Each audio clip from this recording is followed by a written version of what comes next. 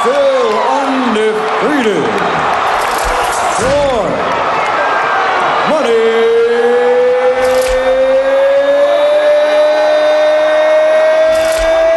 Mayweather. Well, the crowd's really buzzing and they're really cheering for that one. And you know, we had it 118, 111. We had it right on the money. Robert Hoyle had it 118, 110. Patricia Morse German had it 117, 111. As did Dave Moretti, and we had 118, 111. So we gave Mayweather one extra round someplace along the line there, or at least one extra point. You're sitting in row 30, and this looks like a haymaker. You get that when you're back there and you're not up in front and seeing it. So crowd reaction, a lot of people from the back not seeing what Mayweather was able to do in terms of slipping, sliding, rolling, and punching. Cotto made a great account of himself. He has nothing to hang his head about except the loss. But, I mean, he couldn't be any better prepared than he was. It's just that Floyd Mayweather is that great, folks. I mean, because Cotto's a terrific fighter, a wonderful fighter. And now we see what happens. Everyone's waiting for Larry Merchant and Floyd Mayweather. I'm sure Floyd is in much better humor than he is for this fight than he was for the controversial ending that happened in his last fight over Victor Ortiz last September. As soon as Larry has Floyd, we will go to the interview. But a wonderful, wonderful effort by Miguel Cotto. And again, Thank you, Jim. And to end the suspense, I want to let you all know that Floyd graciously came to me yesterday and apologized for the incident last September. And I accepted it, and thank you for doing that very much. Thank you, Larry. Thank you. Appreciate it. You haven't been in a battle royal like this for a long time. What was it like? Well, you know, when it's pay-per-view and the fans are paying and the fans are coming out to see you, you want to get the fans excitement. That hasn't happened before, though. You haven't. I mean, you were bloody tonight. Yeah, well, it's about giving the fans excitement. That comes with the territory sometimes. We got to suck it up and fight hard. Miguel Cotto was a tough competitor. I knew this wasn't going to be an easy fight. So, you know, I had to go out there and execute the game plan and fight my heart out. You felt your blood. What message does that send to you in a fight? Because we don't often see that. Well, Miguel Cotto is a future Hall of Famer. He's not a pushover. He's tough. He's solid. I fought him at the weight that he wanted to fight at, 154, no catch weight, and he's a tough competitor. What else could I say? What did he do that made it such a hard fight and gave you an opportunity to fight hard? He came to fight. He didn't come for survival. He came to fight. So when you come to fight and you come with offense, and you come with in the heat of battle, those things happen. So you know, I bit down and fought hard like a true champion. But he's a tough competitor. What else can I say? Floyd, you fought under this cloud that starting June 1st, you're going to have to go out of circulation for a while, put it that way. Yes. How have you dealt with that? That comes with the territory, you know. What territory? I mean, things in life. You know, certain obstacles come to you face with certain obstacles in your life. So the only thing you can do is take the good with the good, you take the bad with the bad, just keep striving.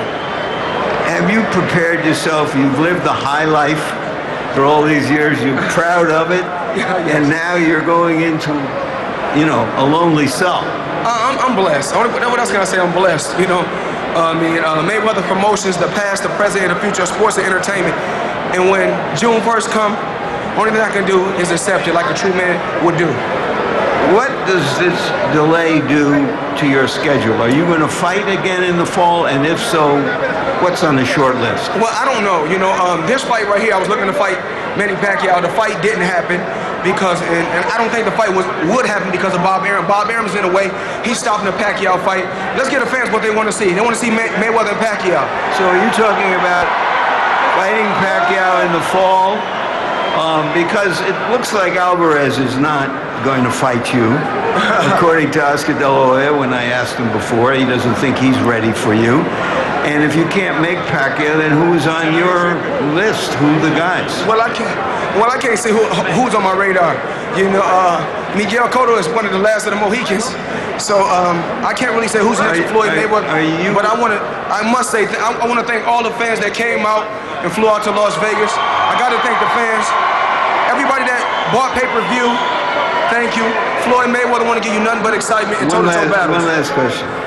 Are you willing to come off what you say is your strong position that you have to get 60% against Pacquiao, especially when you're likely to have huge pay-per-view numbers tonight?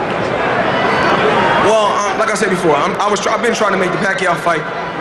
Miguel Cotto didn't have a problem with taking the random blood and urine test, so why should he? If you're the best, take the test. And let's give the fans what they want to see, Mayweather-Pacquiao.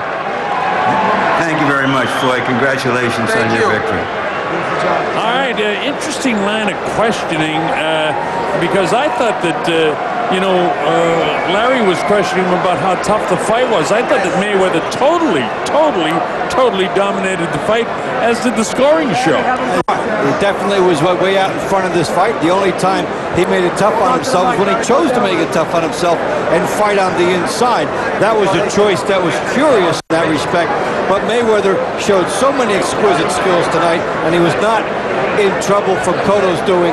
Cotto came up and came at him and tried to make it a straight-ahead charge and give himself some chances, but they didn't happen for him. Well, he's very disappointed. You can't see his face, but believe me, we saw it when he was leaving the ring, and it is really beat up. He gave everything he absolutely had, and this is a case of a fighter going out on his shield. Great fight, champ. Great fight. Great fight. Just hope that nobody tries to put the term controversial on it with the crowd booing and everything like that. There is no controversy here, Dave. Overdone. He was just outclassed here. There he is. Take a look at that face. He goes around. I mean, he's a terrific guy. He says hello to all his fellas in his dressing room. But it was a tough night for him. Now let's take a close look at him. No perdiste, mijo. No perdiste. No perdiste. No perdiste, mijo. Tú no perdiste. No perdió, compadre. Hay que ver la pelea para que vean. He says he's all right as the doctor examines him, wants to look at the orbits around his eyes. First, then make sure there's no breaks around the cheeks.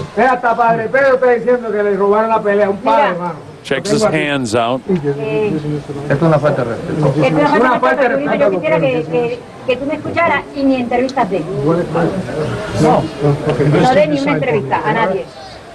Que se la cojan toda no puede. All right, the formalities with the Nevada State.